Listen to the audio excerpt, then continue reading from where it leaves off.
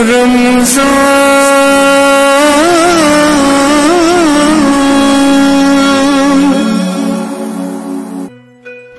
transmission has been brought to you by United Maxwell Road, Queensley and M9.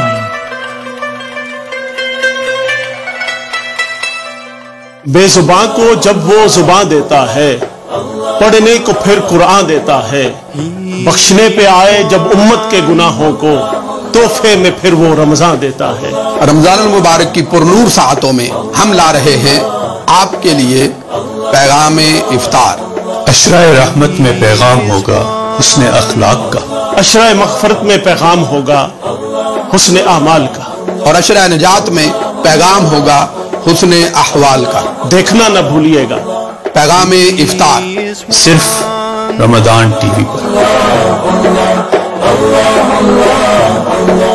بے زباں کو السلام علیکم ناظرین، آپ دیکھ رہے ہیں پیغام افطار منہاج کے ساتھ، اور میں ہوں ڈاکٹر محمد رفیق حبیب۔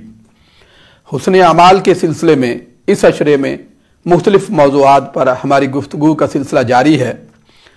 آج 19 رمضان المبارک ہے اور کل ہوگی 20 رمضان المبارک، اور یہ وہ دن ہوتا ہے جب پوری دنیا کے اندر فرزندان اسلام حضور سرور عالم صلی اللہ علیہ وآلہ وسلم کی سنت پر عمل پیرا ہوتے ہوئے اعتکاف بیٹھتے ہیں۔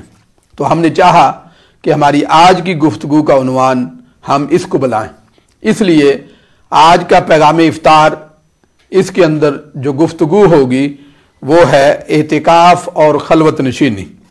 اور آج ہمارے ساتھ شریک گفتگو ہوں گے پاکستان سے جی سی یونیورسٹی لاہور کے پروفیسر ڈاکٹر محمد نعیم انور نعمانی صاحب۔ تو آئیے چلتے ہیں، پروگرام کا آغاز کرتے ہیں، اور اس کے لیے ہم آپ کو لیے چلتے ہیں پاکستان کے شہر لاہور، جہاں پہ college of Shariah and Islamic sciences کے اندر محترم سید حمید کاظمی شاہ صاحب ہمارے پاس موجود ہیں آن لائن، اور وہ تلاوت قرآن مجید سے ہمارے آج کے اس پروگرام کا آغاز فرما رہے ہیں۔ السلام علیکم۔ وعلیکم السلام ورحمۃ اللہ وبرکاتہ۔ کیا حال ہے شاہ صاحب؟ جی اللہ کا شکر ہے سر۔ جی سر، شروع فرمائیے۔ اعوذ باللہ من الشیطان الرجیم، بسم اللہ الرحمن الرحیم۔ آمن الرسول بما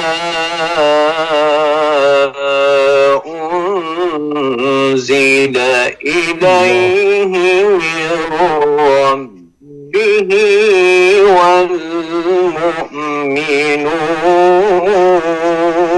والمؤمنون۔ اللہ اللہ اللہ، ماشاء اللہ۔ كل آمن بالله وملائكته وكتبه ورسله لا نفرق بين أحد من رسله وقالوا سمعنا وأطعنا غفرانك وقالوا سمعنا وأطعنا غفرانك ربنا وإليك المصير۔ سبحان اللہ۔ كل آمن بالله وملائكته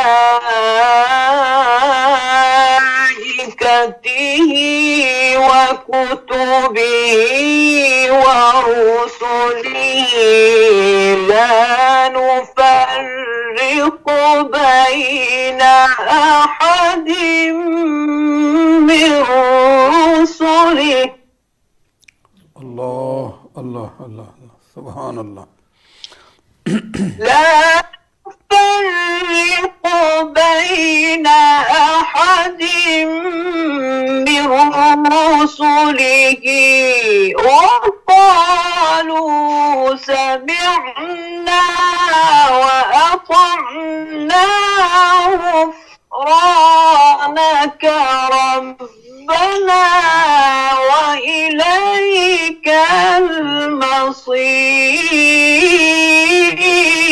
المصير. سبحان الله. الله الله حياك الله. لا يكلف الله نفسا إلا وسعها لها ما كسبت وعليها ما اكتسبت. ربنا لا تؤاخذنا إن نسينا أو أخطأنا. ربنا ولا تحمل علينا إصرا كما حملته على الذين من قبلنا. ربنا ولا تحملنا ما لا طاقة لنا به واعف عنا واغفر لنا وارحمنا.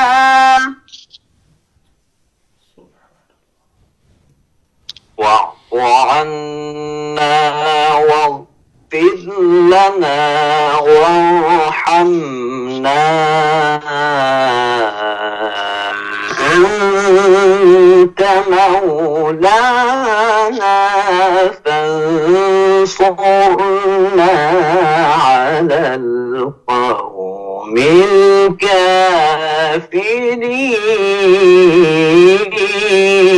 الكافرين. أنت مولانا فانصرنا على القوم الكافرين.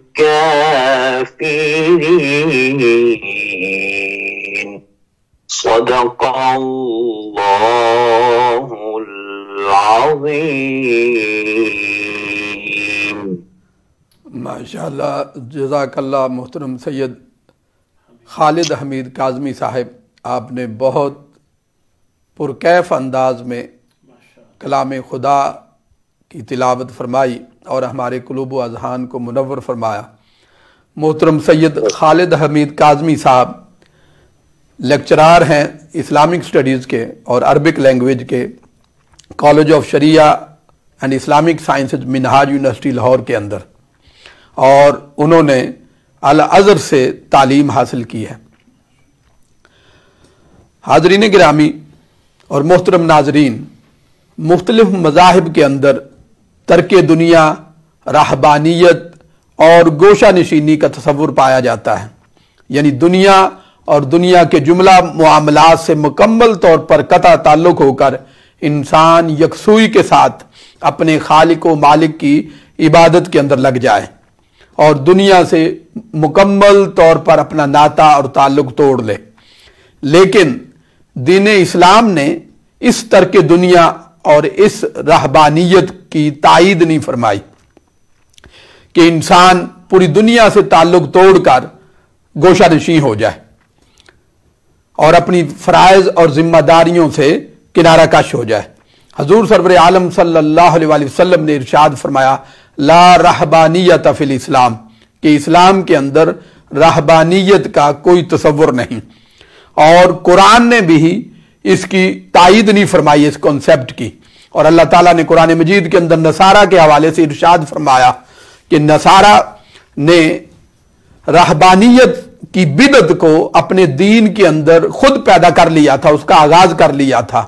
اللہ نے ان پر اس رہبانیت کو فرض قرار نہیں دیا تھا، لیکن چونکہ اس عمل کو انہوں نے اللہ کی رضا کے لیے، اللہ کی خوشنودی کے لیے جو ہے وہ دین کے اندر پیدا کر لیا تھا، مقصد اچھا تھا، اس لیے اللہ تعالیٰ نے منع نہیں فرمایا۔ لیکن اللہ تعالیٰ ارشاد فرماتا ہے قرآن مجید کے اندر مگر وہ اس کے جملہ آداب اور تقاضوں کا حق ادا نہ کر سکے، اور وہ اس طرح اس رہبانیت کے سلسلے کو جاری اور ساری نہ رکھ سکے جس نیت کے ساتھ انہوں نے اس کو شروع کیا تھا۔ بہرحال اسلام مکمل طور پر ترک دنیا کی تائید نہیں کرتا، اور نہ ہی اس کی تحسین فرماتا ہے، بلکہ اس کے برعکس اسلام محاسبہ نفس، تزکیہ نفس اور گوشہ نشینی کے لیے عارضی اور جز وقتی خلوت اور گوشہ نشینی کو ترجیح دیتا ہے، یعنی چند دنوں یا چند ہفتوں کے لیے بندہ تنہائی اور خلوت کے لمحات اپنی زندگی میں پیدا کرے اور خالق اور مالک کی عبادت گزاری، ریاضت اور مجاہدہ کے ساتھ ساتھ اپنی زندگی کے اعمال اور افعال پر غور و فکر کرے، اور تدبر و تفکر کے بعد اس کے تدبر اور تفکر کے عمل سے گزر کر اپنے نفس کے تزکیہ اور اپنے باطن کے تصفیہ کا سامان کرے، تاکہ اس کی سیرت اور کردار اور اس کی زندگی اخلاق مذمومہ کے تمام اثرات سے پاک ہو سکے، اور اخلاق حسنہ کی بہترین نمونہ اس کی زندگی بن جائے۔ رمضان المبارک کے آخری عشرے کے اندر کیے جانے والا اعتکاف اس وقتی رہبانیت اور اس خلوت نشینی کی ایک بہترین صورت ہے، یعنی رمضان المبارک کی رحمت، بخشش اور مغفرت سے معمور ساعتوں میں بندہ اپنے خالق اور مالک کی دہلیز پر یہ صدا لگاتے ہوئے بیٹھ جائے کہ رشتے تمام توڑ کے سارے جہاں سے ہم وابستہ ہو گئے ہیں، تیرے آستان سے ہم۔ ناظرین، اعتکاف کا اصل مقصد چند روز کے لیے دنیا سے قطع تعلق کرنا اور خلوت نشینی اختیار کرنا ہے، تاکہ تنہائی کے اور فرصت کے ان لمحات میں اللہ تعالیٰ کے ساتھ اپنا تعلق بندگی قائم کیا جا سکے، پختہ کیا جا سکے اور اس کو مضبوط کیا جا سکے۔ یہ خلوت نشینی سنت انبیاء بھی ہے اور طریقے صلحاء بھی ہے۔ سیدنا موسیٰ علیہ السلام نے طور پر خلوت نشینی اختیار فرمائی، اور سرکار دو جہاں صلی اللہ علیہ وآلہ وسلم غار حرا میں گوشہ نشین رہے، اور پھر رمضان المبارک کے آخری عشرے کے اندر اور باقی عشروں میں بھی سرکار دو جہاں صلی اللہ علیہ وآلہ وسلم کا عمر بھر کا معمول رہا کہ آپ اعتکاف فرماتے رہے۔ اس کے علاوہ صحابہ کرام، اہل بیت نبوی صلی اللہ علیہ وسلم اور کبار اولیاء اور صلحاء ہمیشہ اس سنت نبوی صلی اللہ علیہ وآلہ وسلم پر عمل پیرا رہے۔ حضرت عمر رضی اللہ تعالی عنہ کا فرمان ہے کہ گوشہ نشینی سے اپنا حصہ ضرور حاصل کرو۔ امام ابن سیری نے فرمایا کہ خلوت نشینی عبادت ہے، اور حضرت سفیان ثوری رحمۃ اللہ علیہ فرماتے ہیں کہ اس ذات کی قسم جس کے سوا کوئی عبادت کے لائق نہیں، اس وقت گوشہ نشینی ضروری ہو گئی ہے۔ اس لیے خلوت نشینی کی اس سنت سے ہمیں بھی زیادہ سے زیادہ فائدہ حاصل کرنا چاہیے، اور ان لاک ڈاؤن کے حالات کے اندر اس پر عمل پیرا ہونا ہمارے لیے کچھ اور بھی آسان ہو گیا ہے۔ اس پر مزید گفتگو کے لیے آپ کو لیے چلتے ہیں لاہور، جہاں پہ محترم ڈاکٹر نعیم انور نعمانی صاحب ویڈیو لنک پہ ہمارے ساتھ موجود ہیں، جو اسسٹنٹ پروفیسر ہیں جی سی یونیورسٹی لاہور کے، اور اس کے ساتھ ساتھ منہاجین جو منہاج یونیورسٹی کے فضلاء اور گریجویٹس کی تنظیم ہے اس کے مرکزی صدر بھی ہیں۔ تو آئیے محترم ڈاکٹر نعیم انور نعمانی صاحب سے بات کرتے ہیں۔ السلام علیکم۔ وعلیکم السلام ورحمۃ اللہ۔ ڈاکٹر صاحب کیا حال ہے؟ الحمدللہ بالکل خیریت سے ہیں، سلامتی سے ہیں، اور آپ لوگوں کی سلامتی اور خیر چاہتا ہوں۔ ڈاکٹر صاحب آج ہم جس موضوع کو ڈسکس کر رہے ہیں وہ ہے اعتکاف اور خلوت نشینی، تو آپ ذرا اس پہ روشنی ڈالیے کہ ہمارے دین کے اندر قرآن و سنت کی روشنی میں جو اعتکاف اور خلوت نشینی کی کیا ضرورت اور اہمیت ہے، اور ہمیں اس کو کیوں اپنی زندگی کا حصہ بنانا چاہیے۔ بسم اللہ الرحمن الرحیم۔ سب سے پہلے تو میں آپ تمام حضرات کو بالخصوص اس ٹرانسمیشن کی جو انتظامیہ ہے ان سب کو صمیم قلب سے مبارکباد پیش کرتا ہوں کہ آپ نے علم و آگاہی کا ایک بہت اچھا سلسلہ شروع کیا ہے، اور اس کی ضرورت ہے، اور ہر فرد کو اپنی اس حوالے سے کنٹریبیوشن دینی چاہیے۔ تو یہ اس بار اس حوالے سے میری طرف سے آپ کو 100 بار تبریک ہے، مبارکباد ہے۔ جہاں تک شکریہ اعتکاف اور خلوت نشینی کا معاملہ ہے، تو اللہ رب العزت نے اس امت مسلمہ پر جو بہت بڑا کرم کیا کہ ان کو ماہ سیام کی یہ نعمت عطا فرمائی، اور یہ ماہ سیام اپنے اندر اللہ رب العزت کی بارگاہ سے ایک عظیم تحفہ قرآن کی صورت میں ہمارے لیے رکھتا ہے، اور اس رمضان المبارک کی ساعتوں کو جو دیگر ایام اور شعور پر فضیلت اور ترجیح حاصل ہے، اس کی ایک بہت بڑی وجہ اس میں نزول قرآن ہے، اور اس میں لیلۃ القدر کی ساعتیں، اور لیلۃ القدر کی وہ ساعتیں انسان کو جن لمحات میں بآسانی میسر آ سکتی ہیں، اور وہ طرز عمل انسان کا اعتکاف کہلاتا ہے۔ جب انسان رمضان المبارک کے آخری عشرے میں داخل ہوتا ہے تو اس کے آخری عشرے کی 10 راتیں رسول اللہ صلی اللہ علیہ وسلم نے ان کو اپنی ان راتوں کے اندر عبادت کو اور اس میں خلوت کو اپنی سنت ٹھہرایا ہے، اور آپ صلی اللہ علیہ وسلم اپنی پوری حیات اقدس میں وہ 10 دن اور راتیں رمضان المبارک کی آخری وہ اعتکاف کیا کرتے ہیں۔ تو اب ہمیں دیکھنا یہ ہے کہ اعتکاف کیا ہے، اعتکاف کا فلسفہ کیا ہے، اور اعتکاف کی حقیقت کیا ہے۔ اعتکاف وصال مولا کا نام ہے، وصال حق کا نام ہے، اللہ رب العزت کی ذات کے ساتھ متعلق ہونے کا نام ہے۔ تو رسول اللہ صلی اللہ علیہ وسلم نے وہ معراج کی سعادتیں جو اللہ رب العزت نے آپ کو عطا کی، تو چاہا کہ امت کے ہر فرد کو بھی ان کی خبر دی جائے، تو ان کے لیے ایک نعمت اعتکاف کی صورت میں اپنی امت کے سامنے اسے سنت بنایا اور اس کی ترغیب دی، اور اپنی حیات اقدس کے اندر اس کو مواظبت کے ساتھ اختیار کیا۔ اس لیے یہ سنت موقدہ ٹھہرا ایک پوری اجتماعی زندگی کے لیے، معاشرے کے لیے، جہاں بھی مسجد ہے وہاں سے چند افراد کا اعتکاف بیٹھنا یہ لازم ہے۔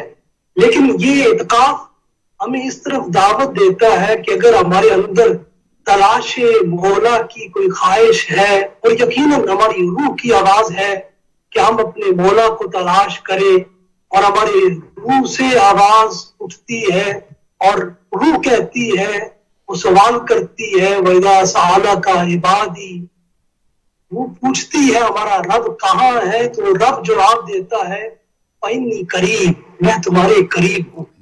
تو اس کی قربت کی ان جلوتوں کو پانے کا سب سے بہترین طریقہ رسول اللہ صلی اللہ علیہ وسلم نے اعتکاف کی صورت میں ہمیں عطا کیا ہے۔ اعتکاف ہے وصال الہیہ کا نام ہے، اللہ کی معرفت سے آشنا ہونے کا نام ہے، اللہ کی قربت میں آنے کا نام ہے۔ اور اللہ سے اپنے تعلق کو مضبوط اور مستحکم کرنے کا نام ہے۔ تو جب اعتکاف میں انسان آتا ہے تو ہر چیز کو چھوڑ دیتا ہے، خلوت اختیار کرتا ہے، وہ لوگوں سے خلوت ہے، عزیز و اقارب سے خلوت ہے، لیکن جب وہ ہر چیز سے کٹتا ہے تو رب سے جڑتا ہے۔ اور یہی فلسفہ ہمیں قرآن نے بیان کیا ہے، وَاذْكُرِ اسْمَ رَبِّكَ وَتَبَتَّلْ إِلَيْهِ تَبْتِيلًا، فرمایا کہ رب سے جڑنا تمہارا اس صورت میں ممکن ہے کہ ہر چیز سے کٹ جاؤ۔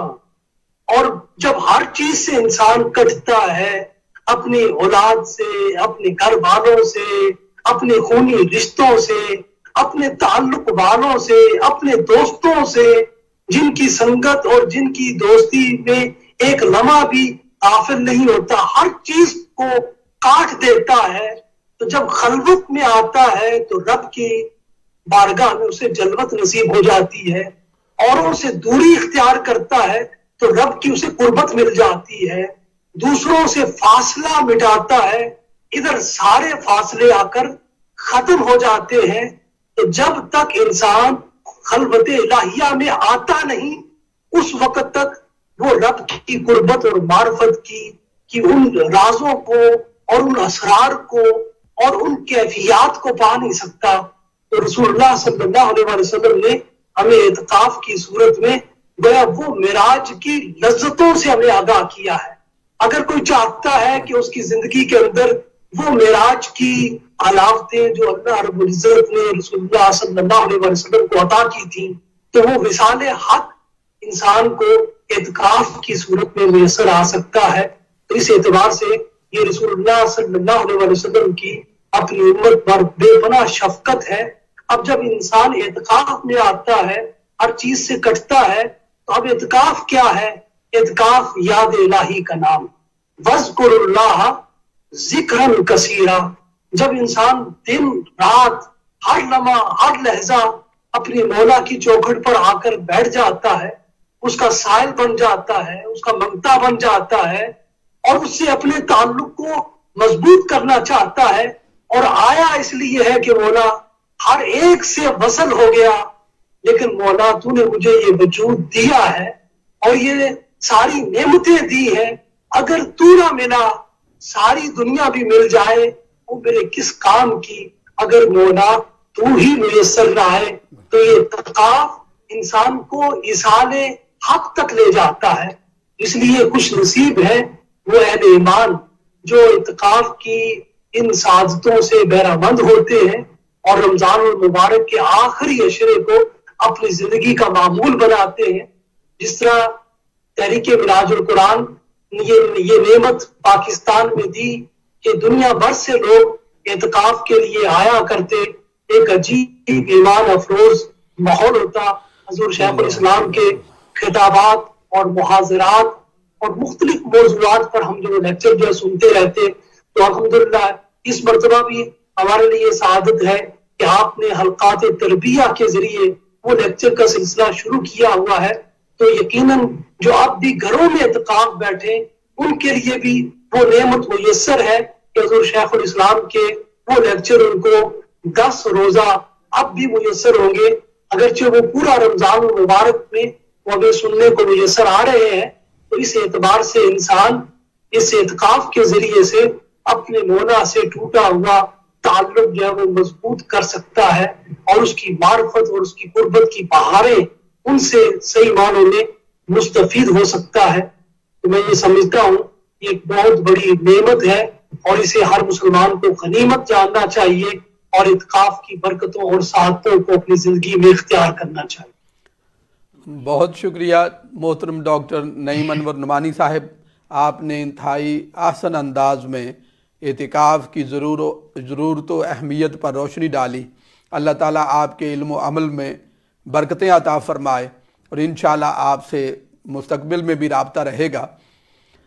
محترم عمیر بھائی، اب اعتکاف کی ضرورت و اہمیت کے حوالے سے بہت تفصیل سے گفتگو کی محترم ڈاکٹر نعیم انور نعمانی صاحب نے۔ اب دیکھیے، اعتکاف خلوت نشینی کی ایک بہترین صورت ہے، کیا یہی ہمارے لیے کافی ہے